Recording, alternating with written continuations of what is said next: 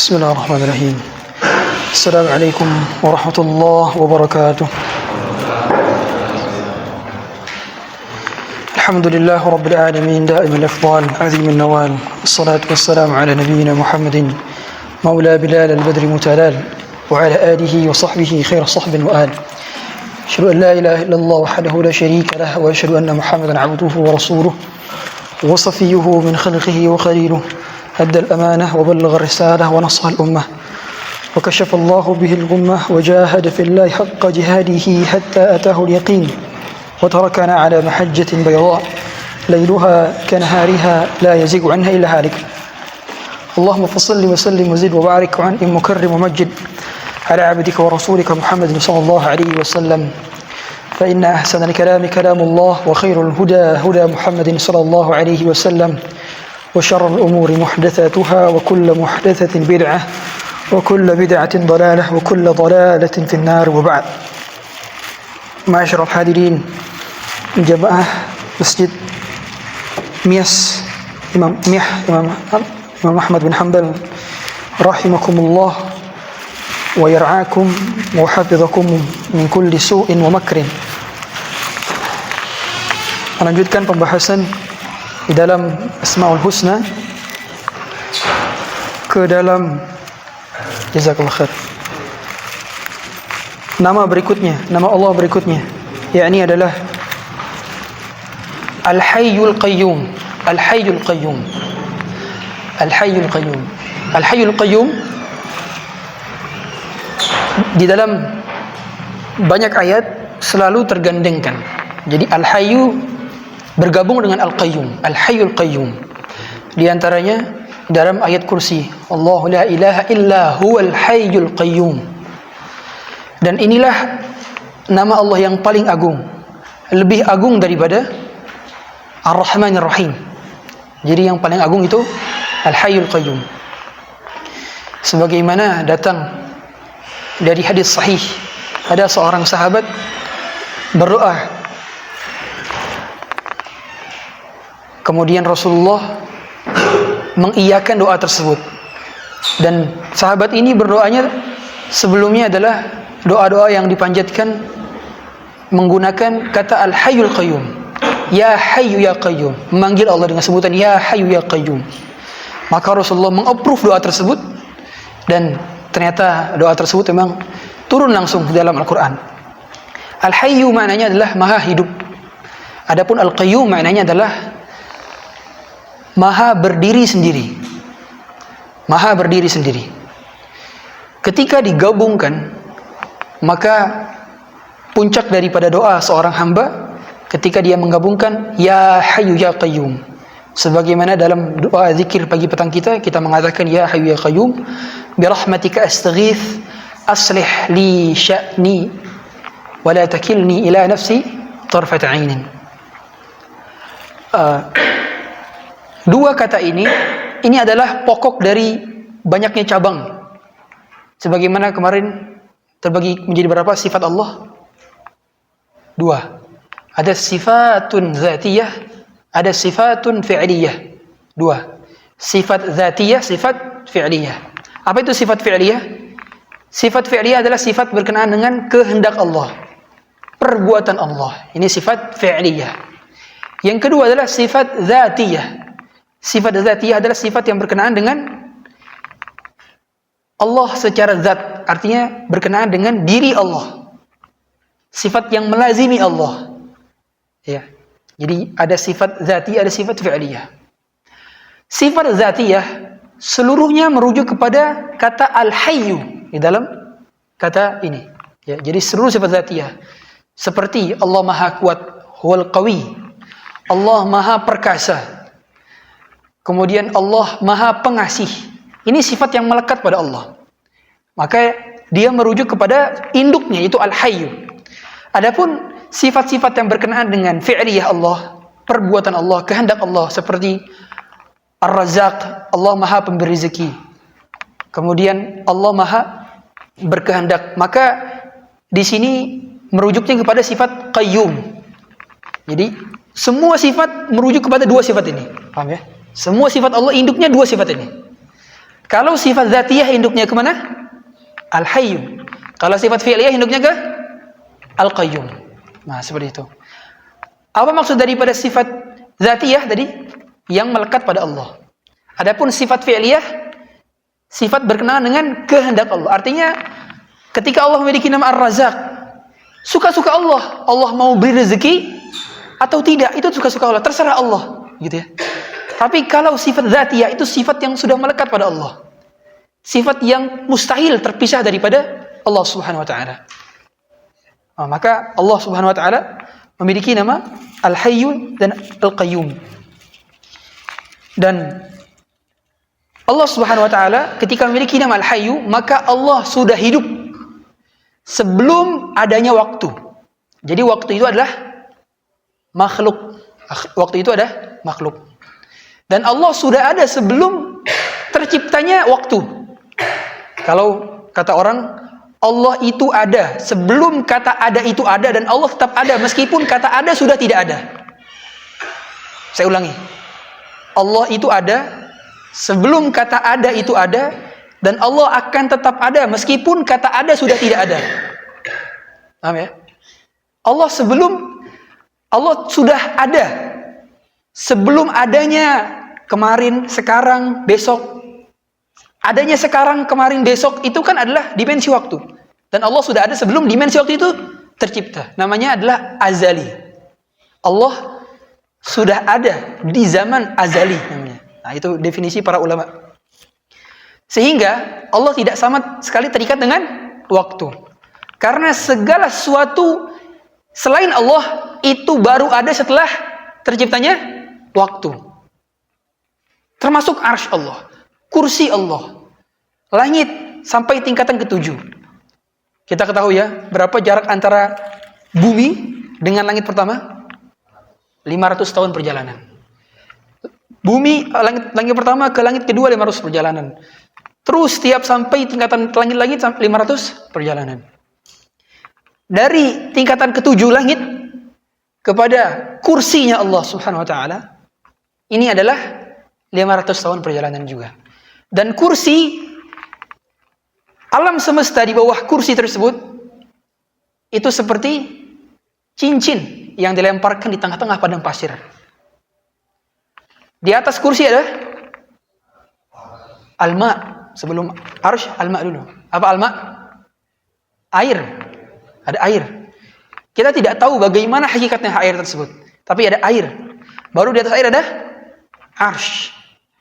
Dan kursi dibandingkan dengan arsy seperti satu logam koin yang berada di tengah padang pasir hamparan yang sangat luas.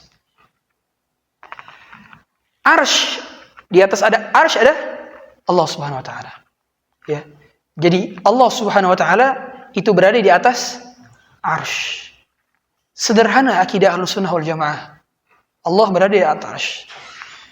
Adapun orang-orang yang ahlul bid'ah, mereka bingung ketika ditanya di mana Allah, berputar-putar. Karena mereka sudah tidak sesuai dengan fitrahnya, sudah tersusupi dengan kaidah-kaidah daripada filsafat. Ini yang menyebabkan kerancuan banyak orang karena dimasuki dengan ilmu kalam atau ilmu filsafah. Dan Allah Subhanahu wa taala satu-satunya yang tidak akan pernah mati. Makanya dinamakan Al-Hayyu.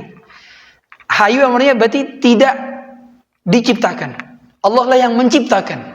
Segala sesuatu selain Allah maka diciptakan. Itu kaidah daripada Al-Hayyu. Maka ketika Allah memiliki nama Al-Hayyu pun hanya Allah saja yang akan tersisa. Selain daripada Allah akan hilang dan binasa. Makanya kata Allah, kullun halikun illa wajhah. Ya kan? Segala sesuatu itu akan binasa kecuali wajahnya. Dan makna daripada Al-Qayyum maknanya adalah tegak dengan sendirinya. Maka Allah tidak butuh kepada suatu apapun, dan suatu apapun butuh kepada Allah. Allah yang berdiri sendirinya. Syarat Tuhan adalah dia tidak butuh kepada apapun. Ketika ada Tuhan yang butuh kepada apapun atau kepada sesuatu, maka dia bukan Tuhan. Ini sudah menjadi kaidah. Kok ada makhluk yang masih bisa makan dan minum kemudian dijadikan Tuhan? Tadinya dia butuh kepada makan dan minum. Tidak pantas dikatakan Tuhan. Seperti itu. Maka setiap di antara kita ketika kita mengetahui bahwa Allah memiliki nama Al-Qayyum, Allah itu maha menciptakan, maha menguasai, maha mengurusi, maha memelihara, maha mengawasi. Allah yang memelihara kita semuanya. Afaman huwa qa'imun ala kulli nafsin bima kasabat la zulmal yawm. Tidak ada satupun di antara kita yang hidup tanpa pengawasan Allah. Dan semua di antara kita diurusi oleh Allah Subhanahu wa taala satu persatu. Sebagaimana daun yang juga diketahui oleh Allah Subhanahu wa taala jatuhnya dari ranting. Wa ma tasqutu min waraqatin illa ya'lamuha, kata Allah dalam surat Al-An'am. Dedaunan yang jatuh dari ranting saja Allah mengetahui. Wa ma min dabbatin illa 'ala Allahi rizquha. Tidaklah setiap makhluk yang bernyawa pun pasti Allah beri rezeki. Artinya kalau makhluk sekecil itu saja Allah urusi, Allah perhatikan dengan detail satu persatu, apalagi kita makhluk yang derajatnya mungkin lebih mulia daripada makhluk lainnya. Walaqad karramna bani Adam wa hamalnahum dzurriyyatahum. Kata Allah Subhanahu wa taala, wa faddalnahum ala katsirin mimman khalaqna tafdila dalam surat Al-Isra.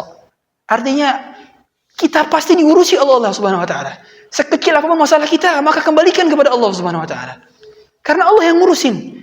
Makanya mengapa ada orang, mohon maaf, hilang akal warasnya, jatuh ke dalam bunuh diri, karena dia tidak menyerahkan perkaranya kepada Allah lagi. Padahal sudah tahu yang memberikan masalah Allah dan yang memberikan solusi pun Allah. Ketika Allah memberikan masalah, pasti sepaket dengan solusinya. Sepaket. Makanya ketika ada pertanyaan, saya pernah dapat pertanyaan dari jemaah, Ustadz, kan katanya Allah itu la yukallifullahu nafsan illa wus'aha. Allah tidak akan membebani makhluk kecuali dengan kemampuannya saja. Lalu mengapa ada orang gila? Mengapa ada orang bunuh diri? Apa jawabannya? Yang salah makhluknya. Allah sudah jelaskan kalau dikasih masalah, maka serahkan juga kepada Allah. Kuncinya takwa. Jangan sandarkan kepada diri sendiri. Mengapa ada makhluk bisa bunuh diri, bisa menjadi gila ketika datang masalah kepadanya? Karena dia bergantung kepada diri sendiri, karena akalnya lemah. Kita ini makhluk yang lemah. Siapa yang bergantung kepada pohon-pohon akan tumbang. Siapa yang bergantung pada ranting-ranting akan rapuh. Siapa yang bergantung pada akalnya akan binasa. Siapa yang bergantung pada manusia akan meninggalkannya. Siapa yang bergantung pada harta akan hilang. Harta akan habis. Tapi siapa yang bergantung kepada Allah, Allah tidak akan tumbang. Allah tidak akan rapuh. Allah tidak akan pernah meninggalkan kita walaupun sekejap mata. Maka bersandar kepada Allah. Siapa yang bersandar kepada dirinya akan hilang, akan binasa, akan fana. Maka kalau dia sekali bersandar kepada dirinya, meskipun hanya 1 detik saja, binasa dia. Sama seperti orang mudahnya ketika kehilangan akalnya. Karena dia bergantung kepada dirinya 1 detik. Makanya di antara doanya tadi apa? Wala takilni ila nafsi tarfata aini. Allah, janganlah engkau pernah menjadikan diriku bergantung kepada diriku sendiri walaupun hanya sekejap mata. Sekali kita bergantung pada diri kita, rusak diri kita. Rusak. Itulah mengapa orang-orang barat, orang-orang ateis mudah sekali stres. Mudah sekali stres. Karena mereka bergantung pada diri mereka. Makanya salah sekali akidah orang-orang yang tidak beriman. Saya katakan orang yang tidak beriman memiliki akidah apa? Sukses itu tidak akan mengkhianati apa? Hasil itu tidak akan mengkhianati usaha, atau usaha tidak akan mengkhianati hasil. Ini salah besar. Salah besar. Rumus orang beriman itu bukan ikhtiar plus doa sama dengan sukses, bukan. Apa rumus orang beriman? Ikhtiar plus doa sama dengan tawakal. Tawakal. Maksudnya seperti apa? Jadi ketika kita sudah berusaha, sudah berikhtiar, sudah berdoa, kemudian hasilnya bukan sukses, maka kita tidak apa? Tidak stres. Mengapa orang bisa stres? Karena dia selalu meyakinkan bahwa usaha itu tidak akan pernah mengkhianati hasil. Salah besar. Makanya orang-orang beriman itu selalu senang dan tenang. Kenapa? Karena doanya dikabulkan atau tidak, dia senang. Wajar saya ada perkataan para salafus saleh terdahulu, ketika aku berdoa, kemudian doaku terkabulkan, aku bahagia sekali. Tapi ketika aku berdoa, doaku tidak dikabulkan oleh Allah, maka aku bahagia 10 kali. Kok bisa? Karena yang pertama adalah pilihanku yang dikabulkan. Tapi yang kedua, ketika aku berdoa, aku meminta kemudian doaku tidak dikabulkan, maka yang ada itu pilihan Allah yang terjadi, yang dikabulkan. Maka aku lebih bahagia 10 kali. Aku lebih bahagia ketika yang terjadi adalah pilihan Allah dibandingkan pilihanku. Maka aku lebih bahagia ketika doaku tidak dikabulkan 10 kali. Artinya ketika doanya dikabulkan, dia bahagia. Ketika doanya tidak dikabulkan, dia juga bahagia juga. Maka orang beriman tidak akan pernah stres. Mustahil orang beriman stres. Mustahil orang beriman kecewa. Toh setiap kali dia berdoa, dia akan merasakan kebahagiaan. Makanya kata Rasulullah, ajaban di amril mu'min. Sungguh menakjubkan orang beriman itu. In asabat sarra syakar fakana khairullah. Kalau diberi musibah dia bersyukur, dikasih ujian dia bersabar. Seperti itulah perumpamaan orang yang beriman. Ini maksud daripada nama Al-Qayyum, ya, Al-Qayyum. Pasti Allah mengurusi kita satu persatu. Tidak ada satupun di antara kita yang terabaikan dari pengurusan Allah Subhanahu wa taala. Jadi mustahil kalau orang berdoa sudah mengetuk pintu-pintu tidak dikabulkan, mustahil. Karena doa sudah pasti 3 kemungkinannya. Apa? Dikabulkan di dunia, menjadi tabungan di akhirat, atau digantikan keburukan menjadi kebaikan, ya, atau ditolak balaknya dari doanya tersebut. Kemudian di antara nama Allah berikutnya adalah Al-Khaliq. Al-Khaliq, yaitu Maha menciptakan. Maha menciptakan.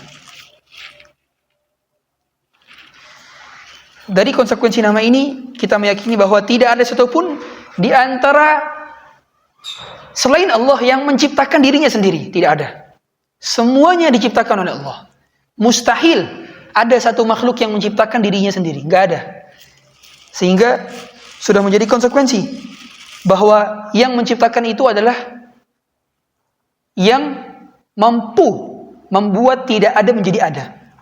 Jadi kalau kita bilang si fulan telah menciptakan robot, tidak, itu bukan menciptakan. Itu dia mengubah sesuatu menjadi yang lain. Tidak ada yang bisa menciptakan. Menciptakan itu adalah membuat tidak ada menjadi ada. Kalau ketika kita memproduksi sesuatu, kita buat sesuatu, mesin sesuatu, itu hakikatnya kita tidak pernah menciptakan, karena spare part-nya semuanya dari alam semesta. Apakah kita membuat hal tersebut dari tidak ada menjadi ada? Tidak. Kita hanya merubah tersebut. Itu pun kalau seandainya dia membuat sesuatu dari tidak ada menjadi ada pun, dia menggunakan apa? Menggunakan akal. Dan akal itu pun berasal dari Allah. Jadi modalnya dari Allah. Kemudian ketika dia menciptakan pun, tidak ada yang benar-benar dia menciptakan dari tidak ada menjadi ada. Seluruhnya sudah ada dahuluan. Ya, makanya jelas sekali, gampang sekali ketika membantah orang-orang ateis. Dahulu Al-Imam Abu Hanifah rahimahullah taala pernah ditanya oleh seorang ateis, bagaimana kamu dapat meyakinkan kepada saya bahwa Tuhanmu itu ada? Dijawab oleh Al-Imam Abu Hanifah, ketika ada kapal, kemudian kapal tersebut mampu memindahkan barang-barang dari laut ke laut lainnya, dari pulau ke pulau lainnya, apakah kamu percaya bahwa kapal itu bergerak dengan sendirinya? Tidak. Maka mustahil juga adanya alam semesta ini, matahari bergerak dari orbitnya, bulan dan bintang terus berputar melalui orbitnya, adanya panas siang malam, dan jarak kita dengan matahari pun presisi. Kalau seandainya kita terlalu dekat dengan matahari, kita akan binasa. Kalau kita terlalu jauh dengan matahari, kita juga akan binasa. Makanya satu-satunya kehidupan yang ada dalam semestanya di bumi. Makhluk hidup yang diketahui hanya di bumi. Karena jaraknya dengan matahari pas. Mustahil kalau jarak matahari dan bumi pas, itu dengan sendirinya mustahil. Makanya teori Big Bang itu bingung mereka. Bingung. Ya. Orang-orang fisika, orang yang mendalam fisika itu percaya bahwa akibat itu selalu ada karena adanya sebab. Ini sudah kaidah dari mereka. Mustahil akibat ada tanpa sebab. Tapi mereka bingung ketika mereka merujuk kepada satu kaidah bahwa alam semesta ini awalnya berasal dari satu titik. Mereka bingung, pentok di situ. Siapa yang menciptakan satu titik itu? Bingung. Karena nggak mungkin semua terjadi secara sendirinya dan begitu presisi, mustahil.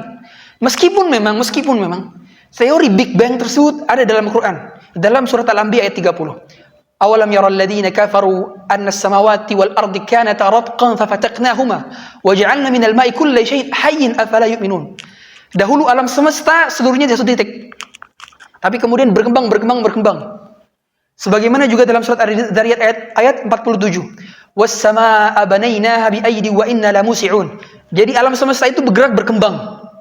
Makanya setelah diteliti, jarak antara planet dengan planet lainnya semakin menjauh. Sama seperti pulau dengan pulau lainnya semakin menjauh. Betul, itu salah satu teori, betul. Tapi orang yang menciptakan teori Big Bang bingung. Siapa yang menciptakan ini? Kalau orang muslim, orang beriman gampang. Yang menciptakan Allah, iya betul. Ada teori Big Bang, tapi yang menciptakan Allah. Betul, semua alam semesta berada dalam satu titiknya. Ketika diciptakan oleh Allah. Allah menciptakan alam semesta dalam 6 masa. Iya betul. Tapi mereka bingung ketika ditanya, apa penyebab daripada itu? Mereka bingung. Gak bisa jawab. Tapi orang beriman gampang. Yang menciptakan Allah, selesai.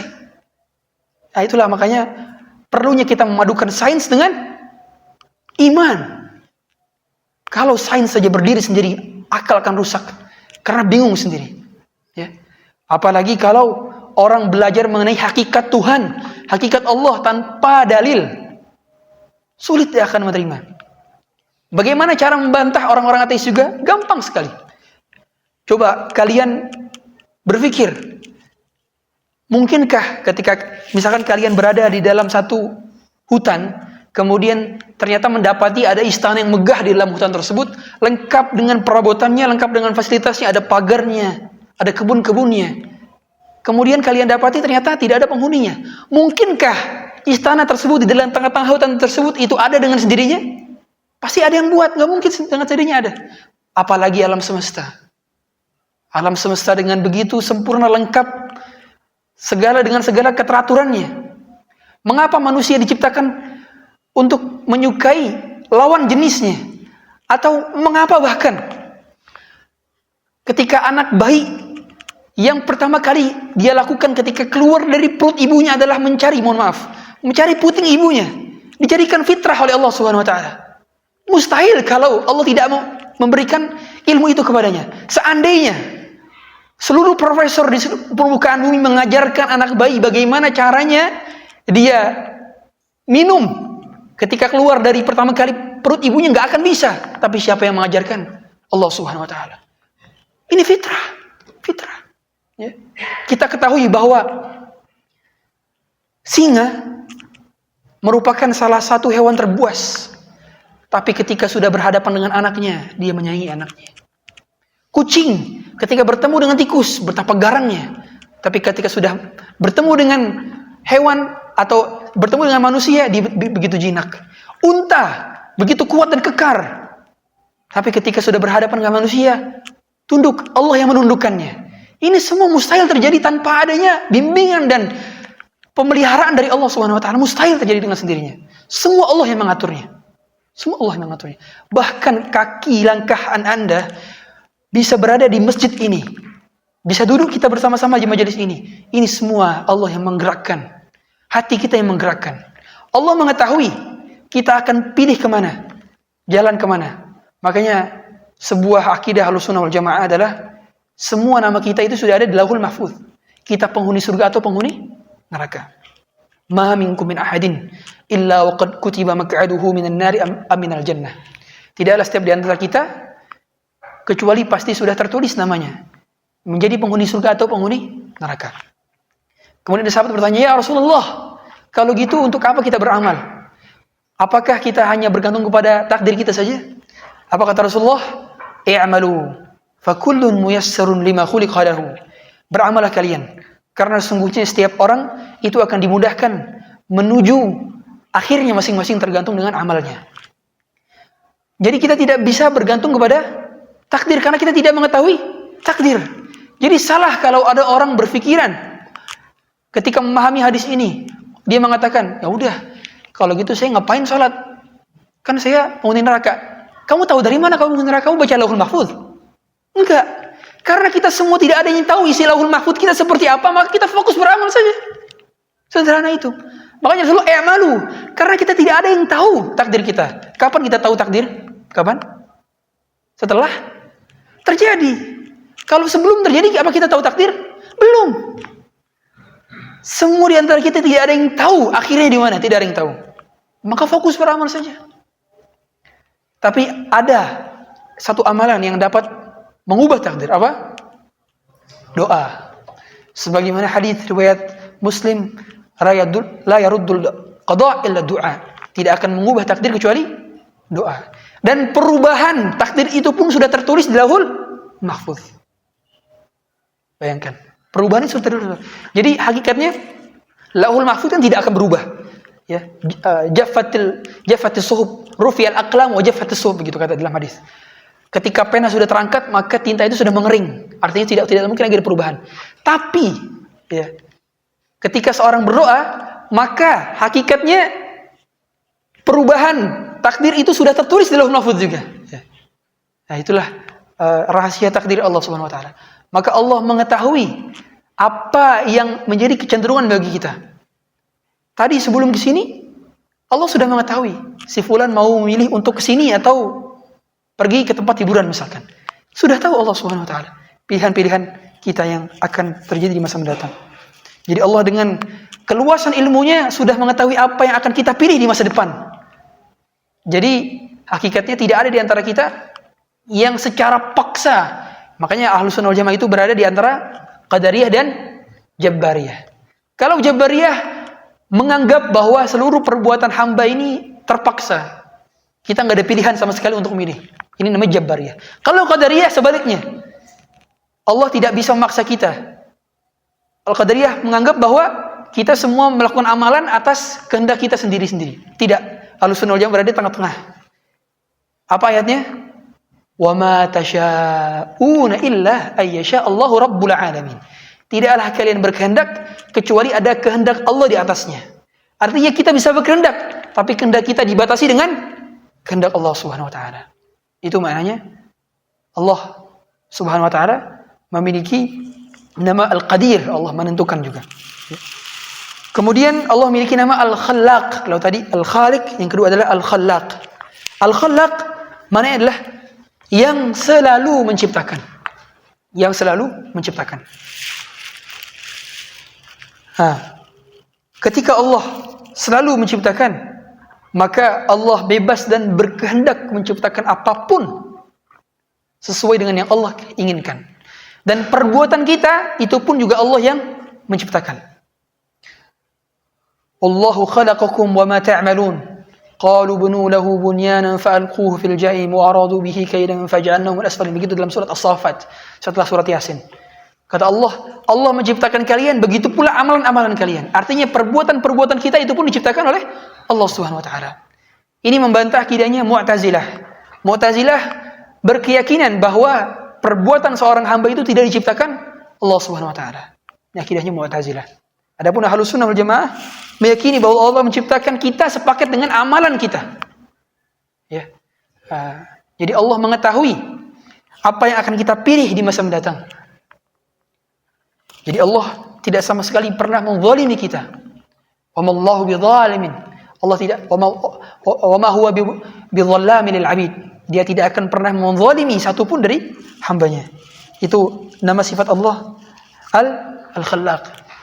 Dan maksud daripada Al-Khaliq dan Al-Khallaq juga adalah Allah Maha sebaik-baik pencipta. Ketika Allah menciptakan, pasti sudah presisi, sempurna, tidak ada cacatnya, tidak ada kurangnya, tidak ada kalau produk itu ada rejectnya. Mustahil. Ciptaan Allah itu ada rejectnya, mustahil.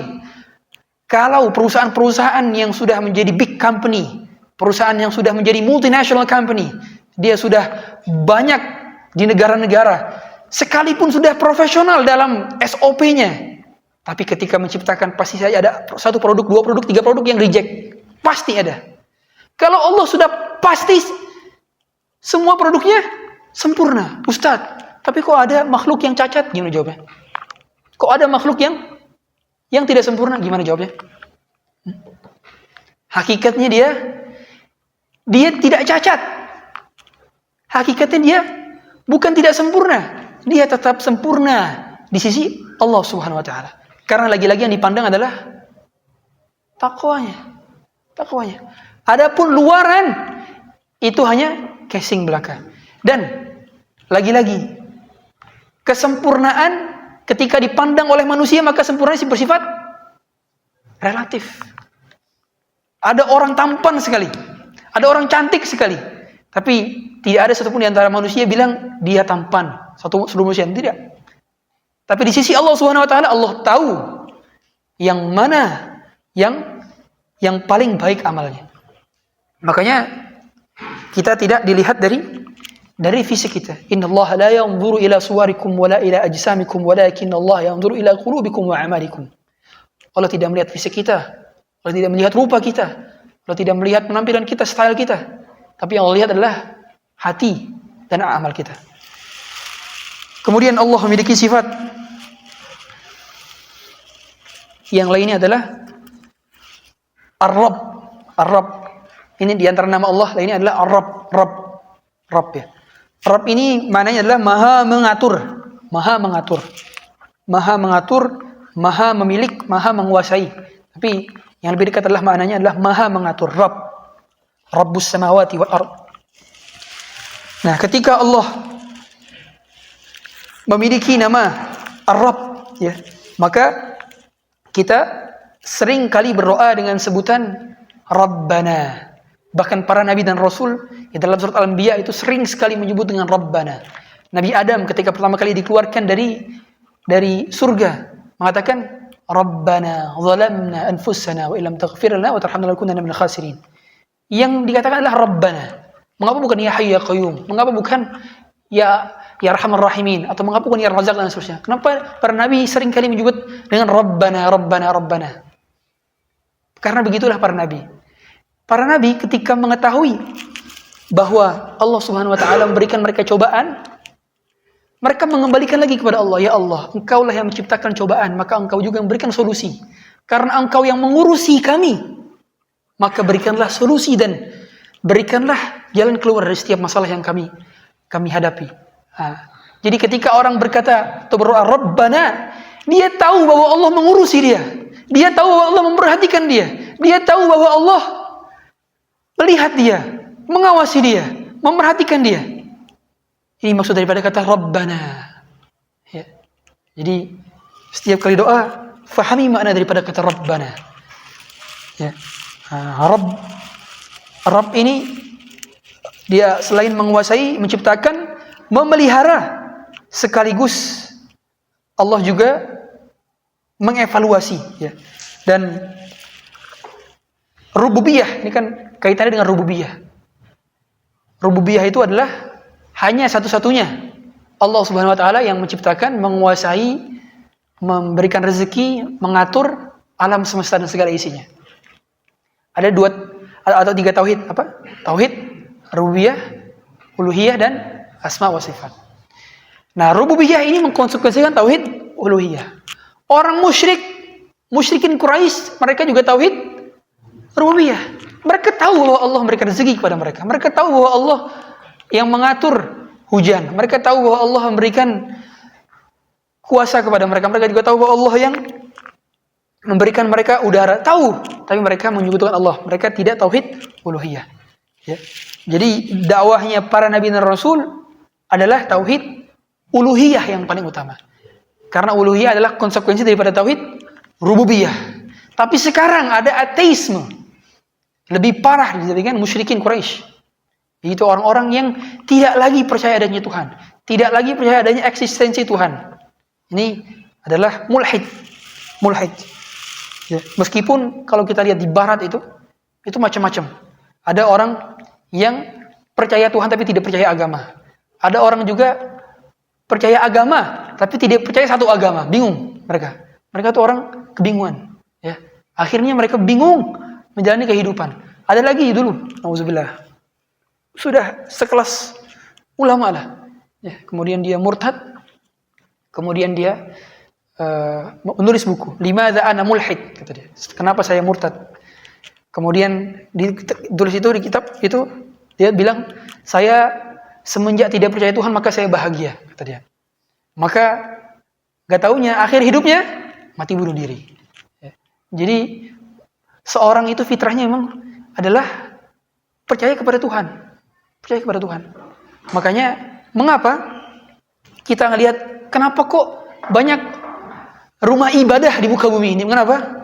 Karena secara fitrah manusia itu memang memiliki Tuhan, fitrahnya. Fitrahnya memiliki Tuhan. Cuman ada yang tersesat, ada yang diberi hidayah. Ya. Maka Rabb ini semakin menguatkan bahwa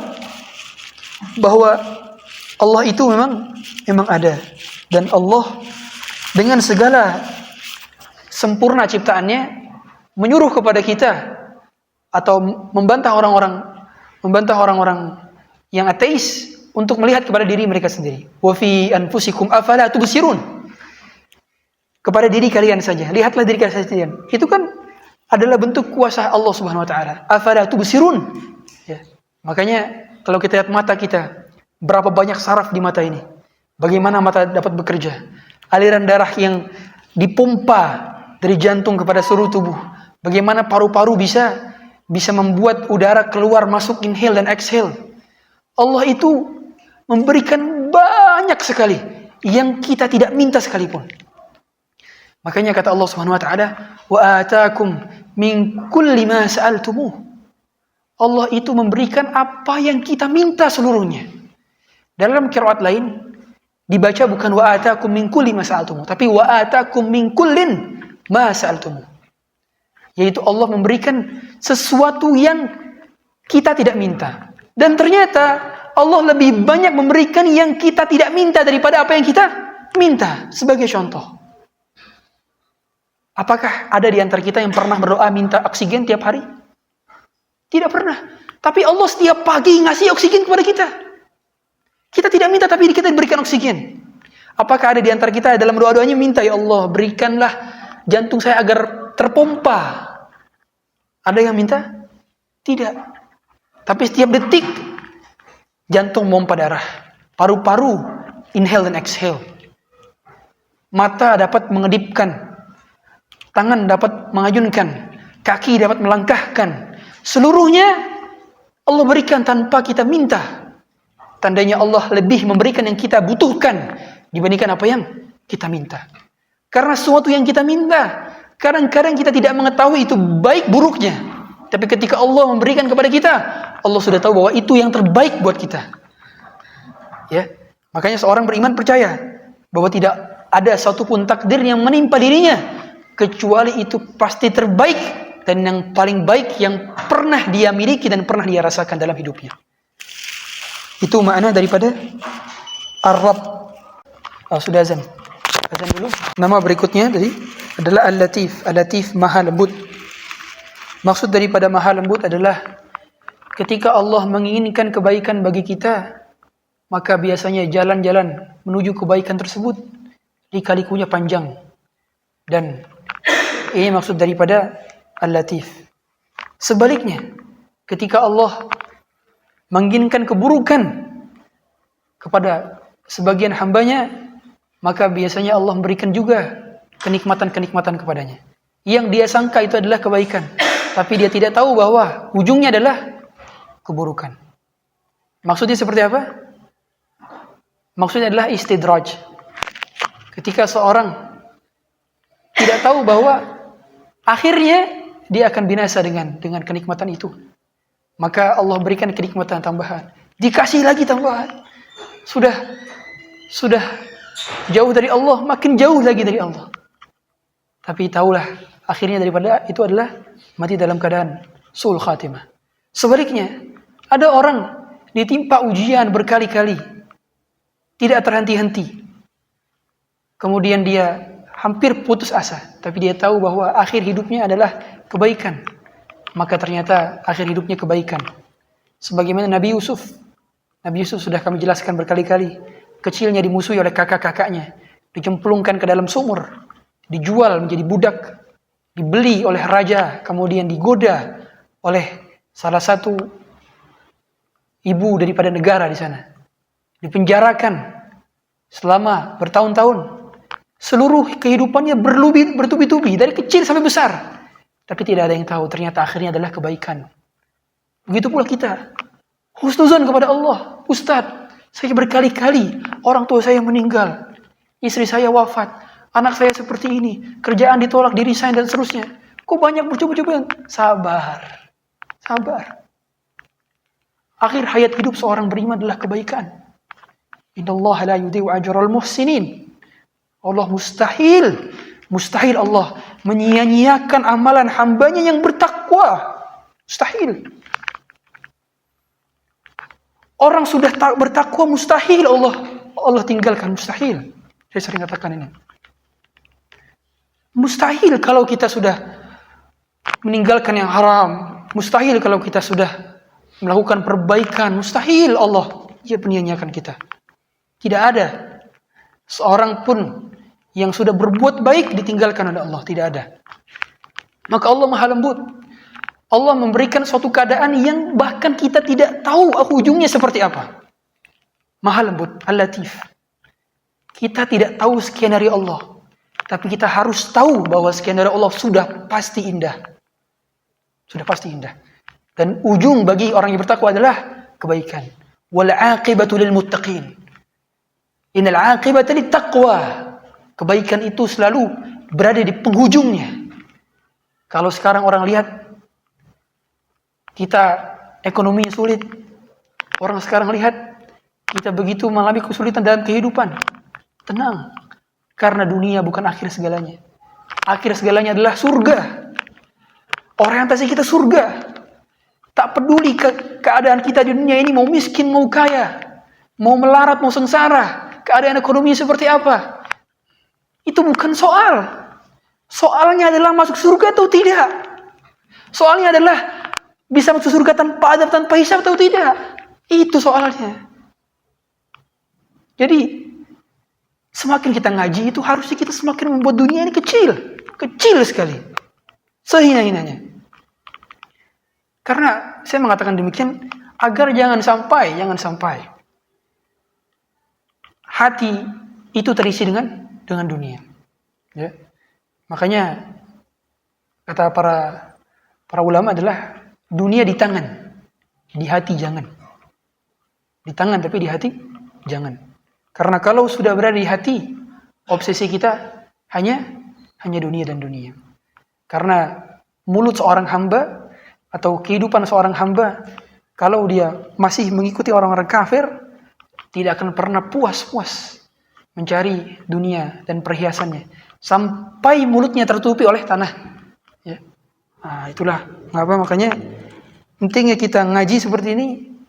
Kayak saya sering katakan, tujuan daripada kita ngaji selain kita menambah iman adalah supaya kita semakin tidak mengeluh-elukan dunia. Ya.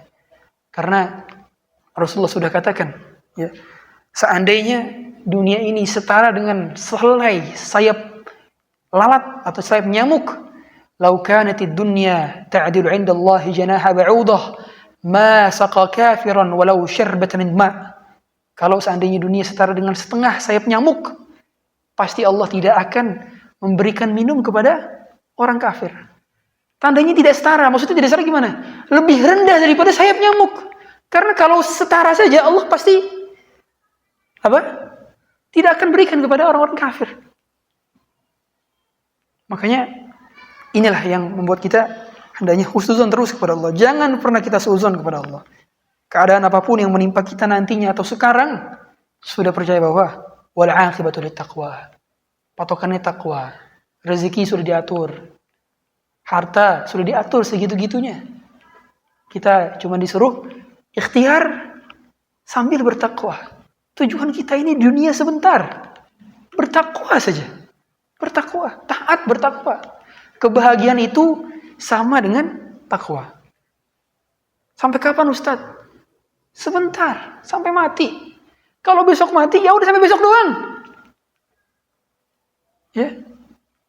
Makanya harus kita jaga iman ini dengan menuntut ilmu terus. Kemudian Allah memiliki nama Al-Barr. Al-Barr. Innahu huwal barrur rahim, gitu kata Allah. Allah memiliki nama Al-Barr, ini maknanya adalah yang maha berbuat baik dan sempurna kebaikannya. Nah, artinya ketika Allah melakukan perbuatan baik kepada hambanya, maka sudah pasti kebaikan itu selalu berkesinambungan, sempurna, tidak ada kurangnya, tidak ada cacatnya. Dan Allah ketika memberi, maka Allah tidak berharap balasan sama sekali. Kebaikan Allah berbeda dengan kebaikan manusia. Kalau kita melakukan kebaikan, apa yang biasanya kita harapkan? Orang itu berbuat baik lagi kepada kita. Biasanya gitu. Misalkan ngasih hadiah kepada anak. Kita berharap anak kita nanti taat kepada kita. Kan gitu. Normal. Atau biasanya kita berbuat baik kepada teman. Kita ngasih hadiah kepada. Kita berharap teman itu juga baik kepada kita. Tapi Allah tidak. Allah tetap memberikan kepada kita meskipun kita bermaksiat setiap hari. Bayangkan. Allah memberikan harta juga kepada orang kafir. Padahal, bayangkan mereka mengatakan Allah punya anak. Mereka mengatakan bahwa Allah itu memiliki pasangan. Mereka mengatakan bahwa Allah itu fakir. Innallaha fakir wa nahnu aghniya, orang Yahudi. Tapi Allah kasih rezeki kepada mereka. Tidak ada yang lebih baik daripada Allah. Tidak ada yang lebih baik daripada Allah. Ketika Allah memberi, Allah sama sekali tidak berharap mereka untuk memberikan sesuatu kepada Allah. Makanya kata Allah, la nas'aluka rizqan nahnu narzuquk. Kami sama sekali tidak meminta rezeki dari engkau, wahai manusia. Kalian beribadah tujuannya untuk kalian juga. Makanya kata Allah dalam surat Al-Isra di awal-awal di sebelah kiri itu, awal juz ke-15, in ahsantum ahsantum li anfusikum wa in asa'tum falaha. Kalau kalian berbuat baik, kebaikan itu kembali kepada kalian, bukan kepada diriku, kata Allah. Ya. Al-Barr.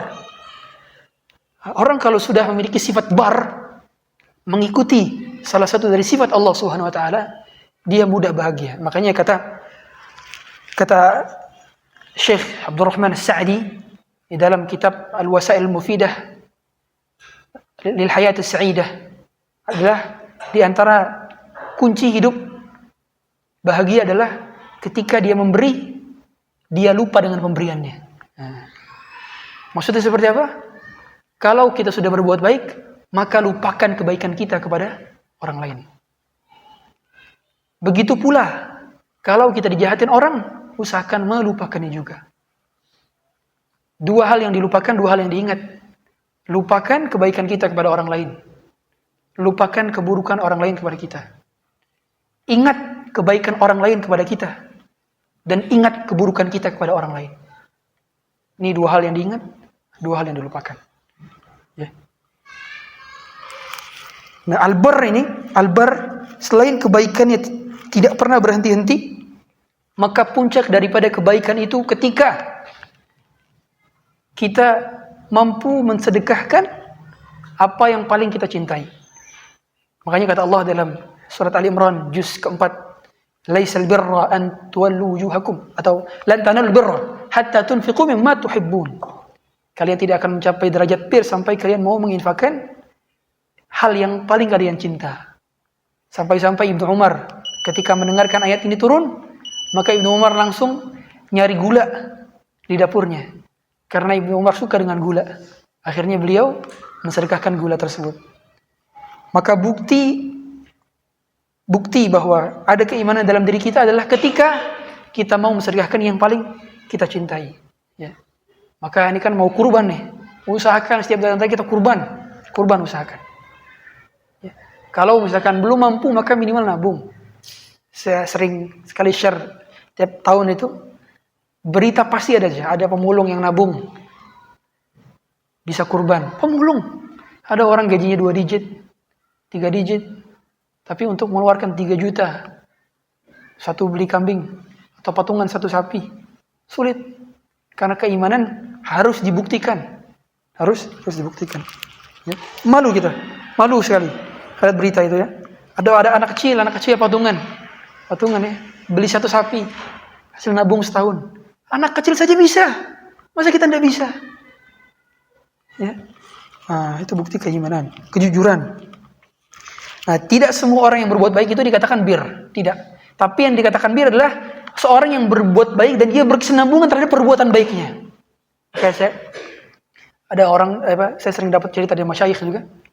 Dia ketika wafat ternyata jasadnya wangi, banyak kebaikan, oh tanda di husnul khotimah dan seterusnya.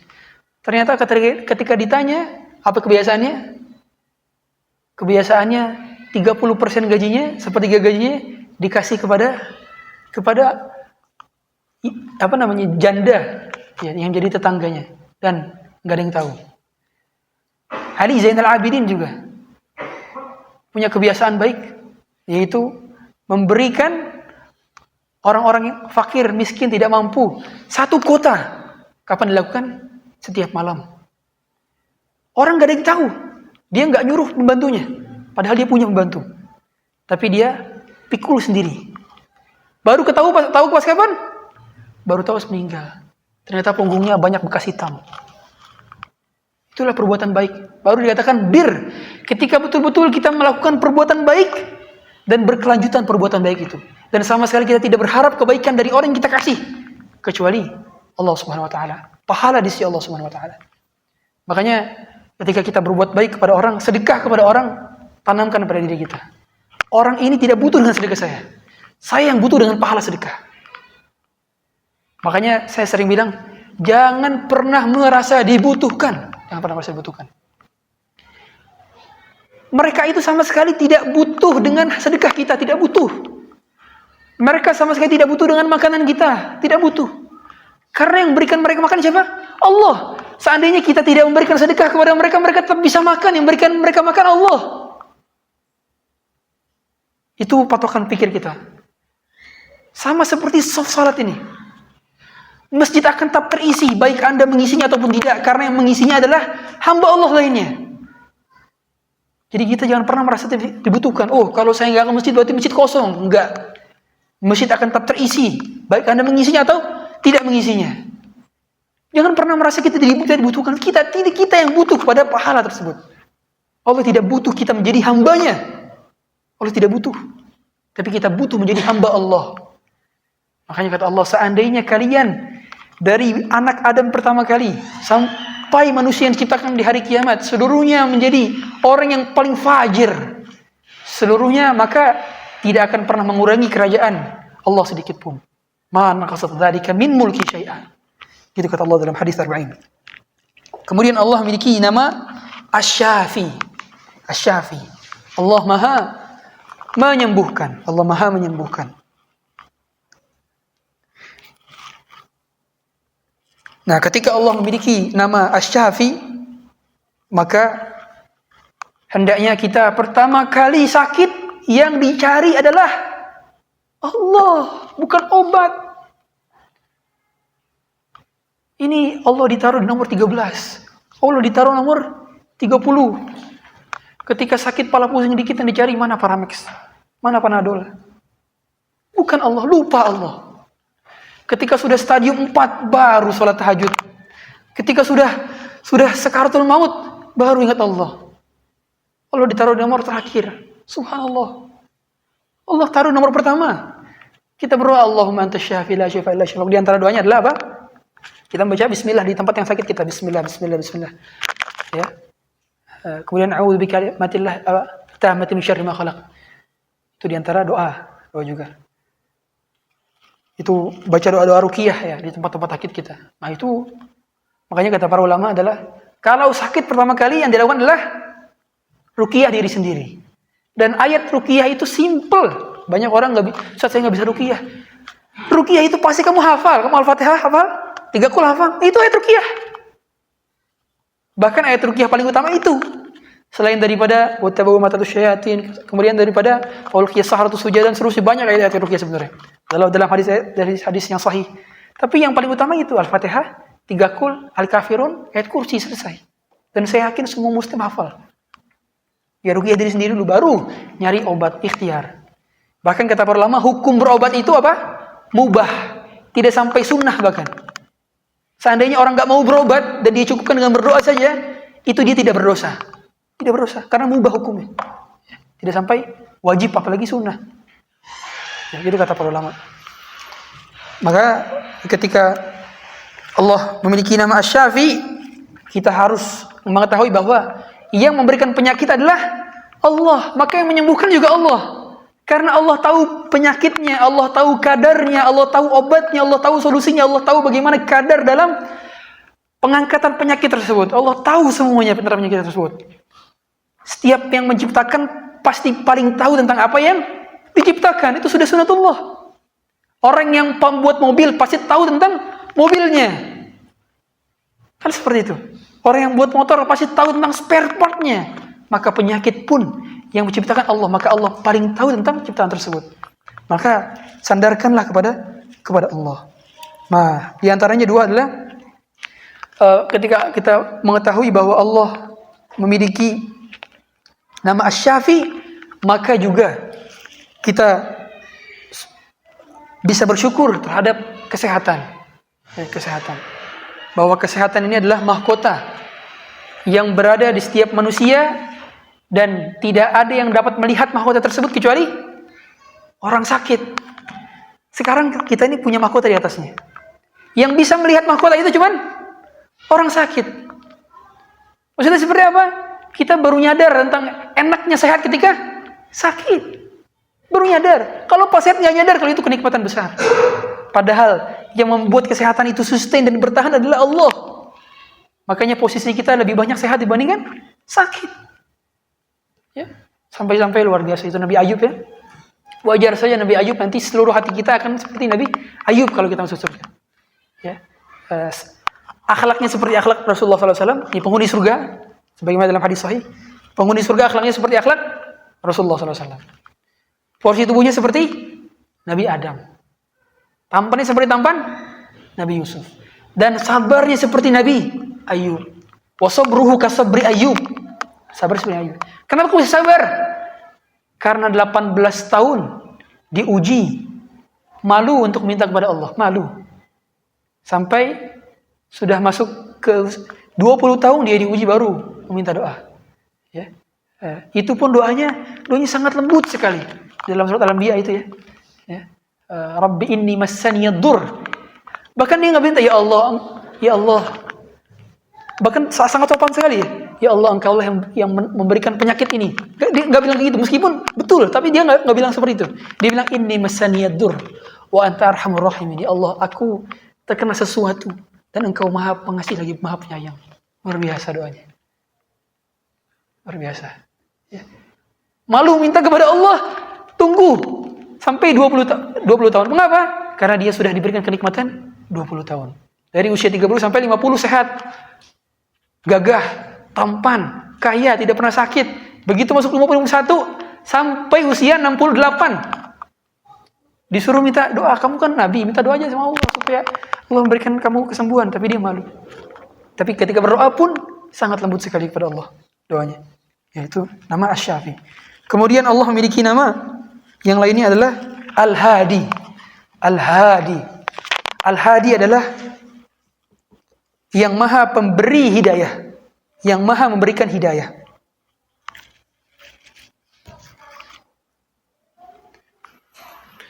Manusia, makhluk seluruhnya membutuhkan hidayah.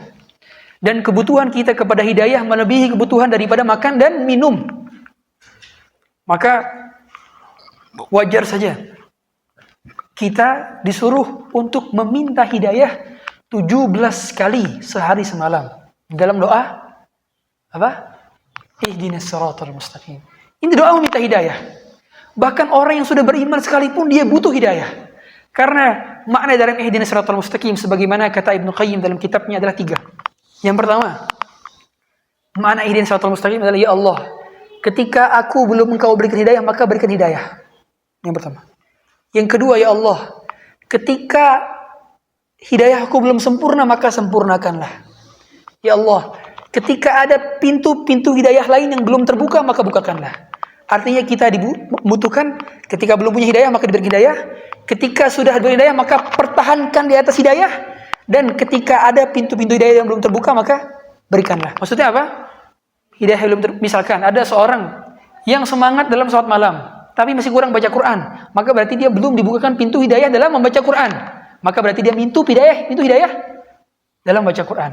Ada orang rajin baca Quran, tapi kurang dalam puasanya, maka berarti dia belum dibukakan pintu melalui berpuasa. Maka dia minta pintu hidayah berpuasa.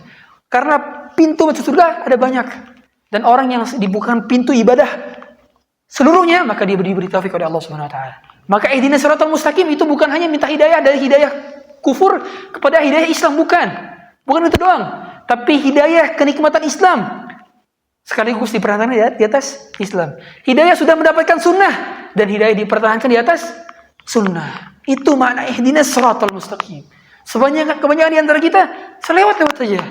Baca ihdinas shiratal mustaqim selewat saja. Tapi kalau kita merenungi bahwa ihdinas shiratal mustaqim, ya Allah, kami fakir terhadap hidayahmu. Kalau engkau mencabut hidayah ini, kami akan menjadi orang yang paling tersesat dan orang yang paling merugi, orang paling terhina. Karena tidak ada yang dapat membedakan antara orang beriman dengan orang kafir kecuali hidayah. Orang yang hina dan orang mulia dibedakan melalui hidayah. Hidayah itu yang membedakan. Dan hidayah itu given dari Allah. Murni gift. Tidak bisa kita usahakan kecuali Allah yang berikan. Maksudnya seperti apa? Kita tidak bisa semata-mata mengusahakan tersebut kalau Allah tidak memberikannya. Ya. Tapi hidayah memang dicari dan diusahakan.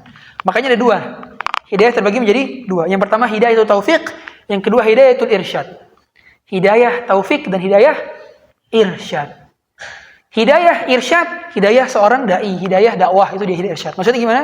Dia menyampaikan pesan dakwah, itu namanya hidayah irsyad. Adapun hidayah taufik yang memberikan hanya Allah. Itu hak prerogatif Allah. Makanya kata Allah kepada Rasulullah SAW adalah innaka la tahdi man ahbabta walakin Allah yahdi man yasha. Kamu tidak dapat memberikan hidayah kepada siapa yang kau cintai, tapi Allah dapat memberikan hidayah kepada siapa yang Ia kehendaki. Ya. Dan hidayah ini maksudnya adalah insting yang Allah berikan kepada makhluknya. Maka kita tahu ya, tadi sudah kami katakan juga, segana-segana singa, sebuah singa, tapi kalau sudah berhadapan dengan anaknya dia menjadi lembut. Siapa yang memberikan petunjuk? Allah. Kemudian hidayah insting, laki-laki suka perempuan. Hidayah insting, mohon maaf, hewan bisa suka dengan lawan jenisnya. Dia suka dengan satu jenis hewan, ya kan? Tidak ada satupun sapi jantan suka dengan kuda betina. Apakah ada? Tidak ada. Tapi siapa yang membuat dia bisa suka sapi jantan suka sapi betina? Allah yang buat seperti itu. Tidak ada yang mengajarinya kecuali Allah. Ya, itu makna daripada hidayah. Artinya hidayah memang Allah yang memberikan. Wa huwa a'lamu bil muhtadin, dan Allah tahu siapa yang pantas diberikan hidayah. Allah tahu. Wa huwa a'lamu bil muhtadin. Allah tahu siapa yang diberikan, yang pantas untuk mengemban amanah, yang mengemban dakwah. Allah tahu siapa yang pantas untuk diberikan hidayah sunnah. Allah tahu. Wa huwa a'lamu bil muhtadin. Ya. Maka bahkan sampai-sampai di surga pun Allah tetap memberikan hidayah.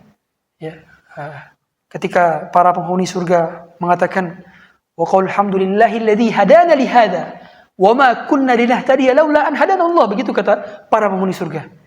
Kami bersyukur kepada Allah yang telah memberikan kami hidayah di surga. Di surga padahal konteksnya itu penghuni surga. Artinya di surga pun mereka tetap diberikan hidayah Allah Subhanahu wa taala. Ya. Dan hidayah harus diminta. Harus diminta. Harus diusahakan dan harus diminta. Kemudian Allah memiliki nama lain, yaitu adalah Al-Ghani. Al-Ghani.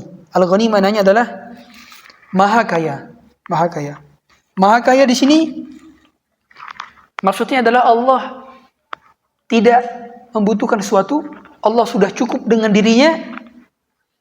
Dia tidak butuh kepada sesuatu selainnya. Sebaliknya, seluruh selain Allah itu fakir. Ya. Allah ghani, selain Allah berarti fakir. Maka kebalikan daripada kita. Kita butuh kepada selain di antara kita. Kan gitu. Hanya tidak ada satupun manusia dapat hidup secara sendirinya. Pasti dia butuh orang lain. Wajar manusia dikatakan makhluk sosial. Manusia saja butuh kepada makhluk lainnya, apalagi kepada Allah Subhanahu wa taala. Kita fakir, maka kita butuh kepada untuk diadakan, sedangkan Allah tidak butuh itu. Maka kita disuruh untuk meminta kepada Allah. Maka jangan pernah bosan-bosan untuk berdoa. Para salaf terdahulu, ketika tali kekangan daripada unta mereka copot, mereka minta kepada Allah. Ketika tali kekangan kambing mereka copot, mereka minta kepada Allah. Bahkan tali sendal mereka copot saja, mereka minta kepada Allah. Coba kita praktikkan. Kalau sendal kita copot, yang pertama kali diucapkan adalah, ya Allah, gantikan sendal saya yang lebih baik. Baru beli sendal. Kebanyakan kita lupa. Bahkan para salaf terdahulu, kalau garam di rumah mereka habis saja, mereka minta langsung kepada Allah, ya Allah, garam di dapur saya habis. Baru mereka beli ke warung. Lupa minta kepada Allah. Kita tahu ya, bahwa dulu Nabi Musa, itu ketika bersandar, habis dikejar-kejar oleh salah satu penduduk dari Kipti, gara-gara salah membunuh, ya, nonjok nggak sengaja, kemudian meninggal. Akhirnya dikejar-kejar kan oleh suku Kipti. Kemudian akhirnya berada di suku Madian, nyender di pohon, kemudian berdoa, Rabbi inni lima anzalta ilayya min khairin faqir. Doanya demikian. Kata para ulama, doanya apa? Doa ini doa minta makan. Doa minta makan. Sekelas Nabi saja, mau makan aja minta kepada Allah dulu. Minta makan kepada Allah dulu. Ya. Nah, maka kita tidak ada satupun di antara kita yang dapat mencukupkan diri kita dengan diri sendiri. Semua butuh Allah. Kemudian nama Allah lainnya adalah Al-Muhsin. Al-Muhsin. Al-Muhsin maknanya adalah maha profesional. Maha berkualitas dalam ciptaannya. Ya. Nah, ini semakin meyakinkan kepada kita bahwa seorang muslim itu dituntut untuk profesional. Dituntut untuk bagus dalam bekerja. Ciri, dua sifat karyawan yang ideal di dalam agama kita. Dan ini Allah gambarkan di dalam Al-Quran. Yaitu perkataannya salah seorang wanita daripada suku Madian tersebut yang menjadi istri daripada Nabi Musa. Inna khaira man ista'jartal qawiyul amin. Yang pertama al-qawi, yang kedua al-amin. Al-qawi maknanya dia kuat, amin maknanya dia amanah. Nah, kalau turunan dari sifat ini adalah al-qawi maknanya adalah skill. Dia berskillful. Dia orang yang berkompeten di bidangnya. Capable. Skill. Yang kedua, amin, amanah, berintegritas. Dia terpercaya. Kalau masuk jam 7 dia tidak pernah telat. Dan ketika pulang dia tidak pernah pulang duluan. Ya. Kemudian dia bekerjanya amanah. Dia tidak pernah memalsukan laporan. Dia tidak pernah menyalahgunakan anggaran. Kalau dia menjadi seorang pedagang, dia mengatakan bahwa ini barang ada cacatnya di sini. Tidak dia tumpuk-tumpetin. Kalau dia menjadi seorang pedagang, dia katakan harga yang tidak membuat kompetitornya menjadi hancur harga pasarnya dan seterusnya. Amanah dalam bekerja, amanah dalam berdagang. Ini dua sifat yang Allah gambarkan. Maka ketika kita sudah mengetahui bahwa Allah memiliki nama Al-Muhsin, kita sudah paham bahwa kita diharuskan untuk menjadi muslim yang profesional. Makanya saya sering bilang, orang kalau sudah ngaji, mustahil dia tidak profesional dalam bekerja, mustahil. Kalau dia ngaji tapi tidak profesional dalam bekerja, kok kerjanya masih telat-telatan?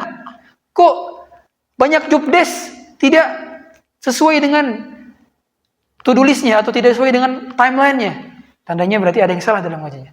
Belum masuk ke dalam kehidupan sehari-harinya. Ya. Nah, begitu pula kita. Ya. Kemudian Allah memiliki nama yang lain adalah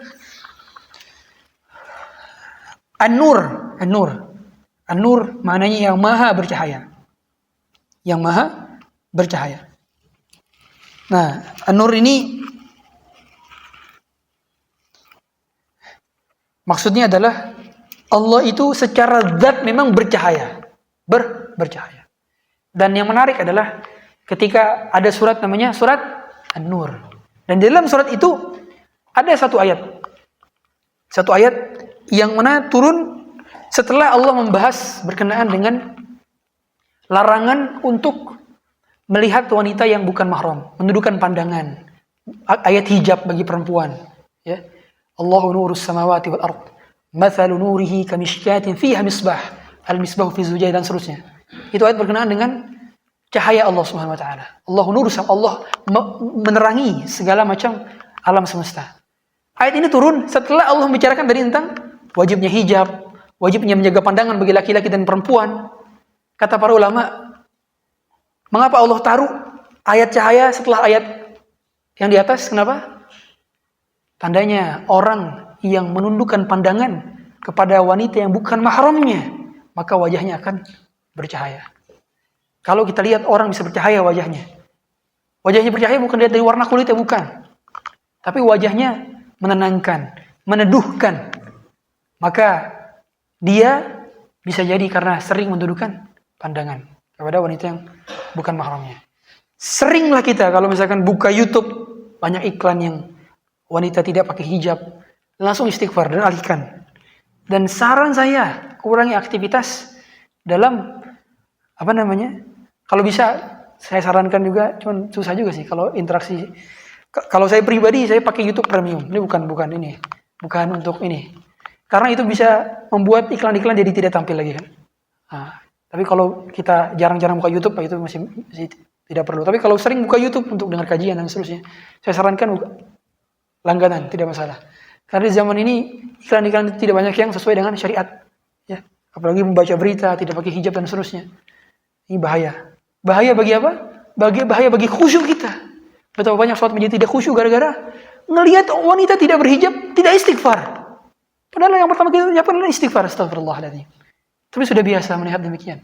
Bahkan kata Imam Nawawi saja, melihat perempuan yang bukan mahram, meskipun dia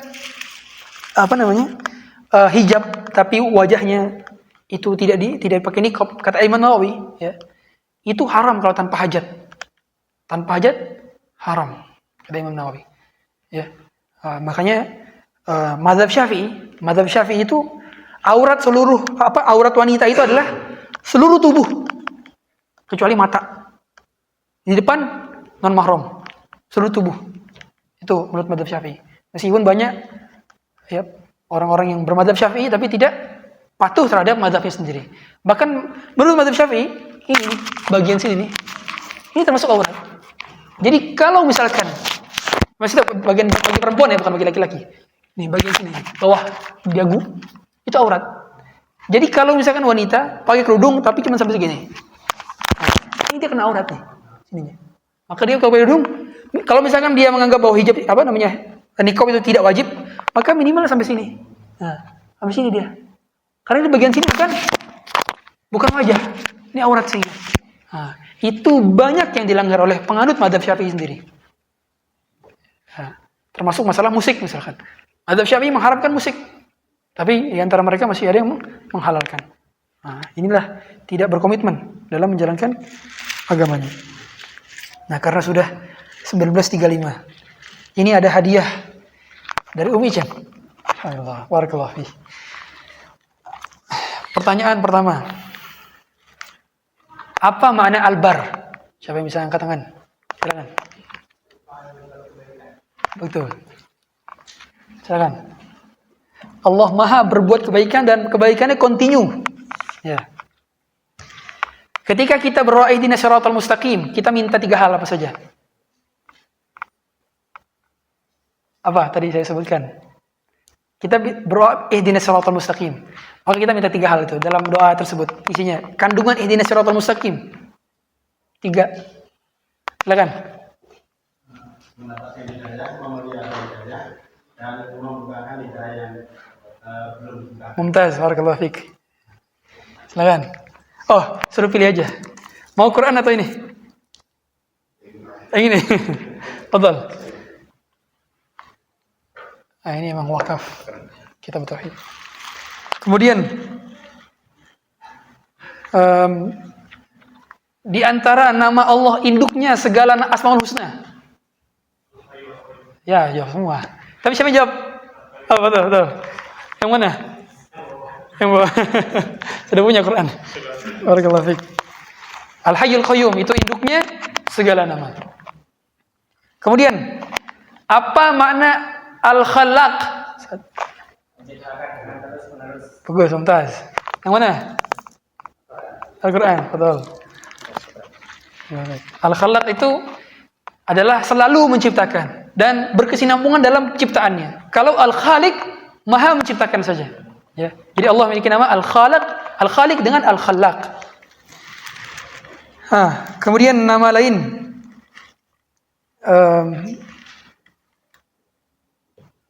hikmah. Mengapa ayat berkenaan dengan Allah nur samawati wal ard tentang cahaya Allah itu turun setelah ayat hijab?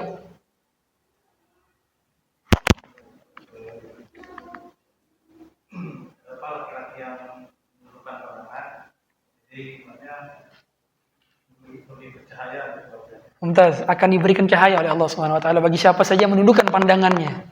Yang mana? Ya. Barakallahu fiik. Ya, itu hikmahnya. Jadi dalam salah satu cabang ilmu tafsir adalah ilmu munasabat. Jadi tentang peletakan ayat. Mengapa ayat ini letak setelah ayat ini? Nah, itu dibahas dalam ilmu tafsir. Makanya luar biasa kalau kita belajar bahasa Arab, kita belajar tafsir dan segala cabang ulumul Quran tentang jumlah ayat, tentang mengapa ada mukjizat ya, jumlah penyebutan kata, setiap kata itu ada bilangan-bilangan itu dan itu saling terkait satu sama lainnya. Contoh ketika Allah menyebutkan inna matsal Isa kamatsali Adam. Sesungguhnya Isa itu sama seperti Nabi Adam. Mereka mengatakan Isa itu bisa lahir tanpa ayah berarti dia anak Allah. Enggak, ada yang lebih hebat lagi daripada Isa. Enggak punya bapak, enggak punya ibu. Ternyata setelah diteliti jumlah antara nama Isa dengan nama Adam sama-sama 25 dalam Quran. Jumlah dalam Qurannya. Luar biasa mukjizat. Ya. Kemudian juga letak daripada ketika Allah menyuruh wa'mur ahlaka bis-salati wastabir 'alaiha. Ketika Allah merintahkan untuk salat dan bersabar di atas salat, kemudian Allah mengatakan, "La nas'aluka rizqan nahnu narzuquk." Kami tidak meminta kepadamu rezeki, kamilah yang memberikan kamu rezeki. Mengapa Allah menurunkan penjelasan tentang rezeki setelah sebelumnya menyuruh kita untuk menyuruh keluarga kita untuk salat? Mengapa? Tandanya orang yang menyuruh keluarganya untuk salat akan diberikan rezeki oleh Allah Subhanahu wa taala. Itu salah satu faedah daripada ilmu munasabat. Bagus sekali, ya. Atau di antara lain, ada mengapa ayat berkenaan wa may yattaqillaha yaj'al lahu makhraja wa yarzuqhu min haitsu la yahtasib. Siapa yang bertakwa akan Allah beri solusi dan akan Allah beri rezeki dari arah yang tidak disangka-sangka. Ini ayat turun surat apa? At-Talaq. At-Talaq itu surat berkenaan dengan apa? Talak kan? Dengan talak kan? Ya. Mengapa Allah turunkan di surat Talak ini? Padahal konteksnya adalah tentang talak. Kenapa ada tentang hal tersebut? Yang bertakwa akan disolusi. Kenapa? Tandanya orang yang membina keluarganya dengan dasar takwa, maka kebaikan-kebaikan keluarganya akan diliputi oleh Allah Subhanahu wa taala dengan segala kebaikan, termasuk adalah rezeki anak yang saleh. Kemudian minimnya keributan dalam rumah tangga. Nah, itu mana ada tuh hikmah-hikmah seperti itu. Nah, kalau kita gali, makanya salah satu ilmu yang paling saya sukai setelah fikih muamalah adalah ilmu tafsir. Ilmu tafsir luar biasa. Ini menambah keimanan sekali. Satu lagi hadiahnya nih. Enggak ada lagi karena cuma satu ya. Apa makna as-samad? As-samad. Apa?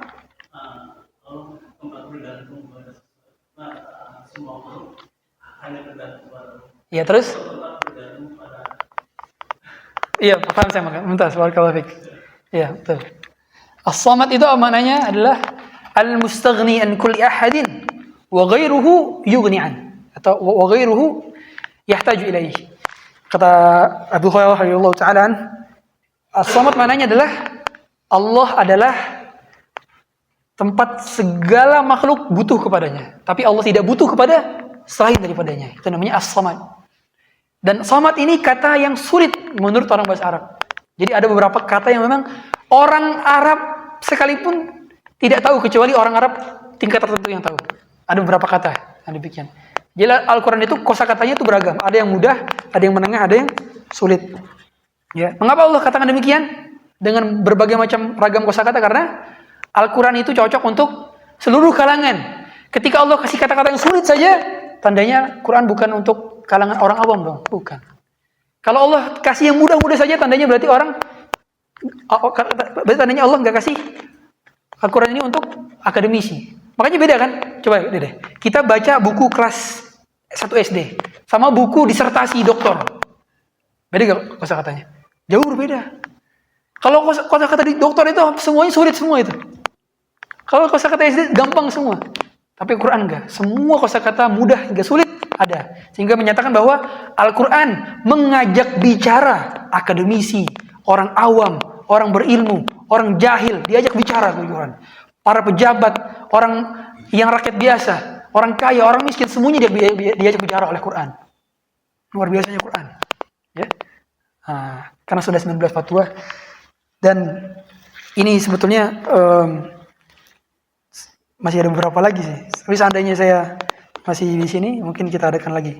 Karena Asmaul Husna itu sangat banyak. Dan saya katakan lagi-lagi, setiap nama tersebut itu luar biasa ininya imannya bertambah dari setiap nama tersebut.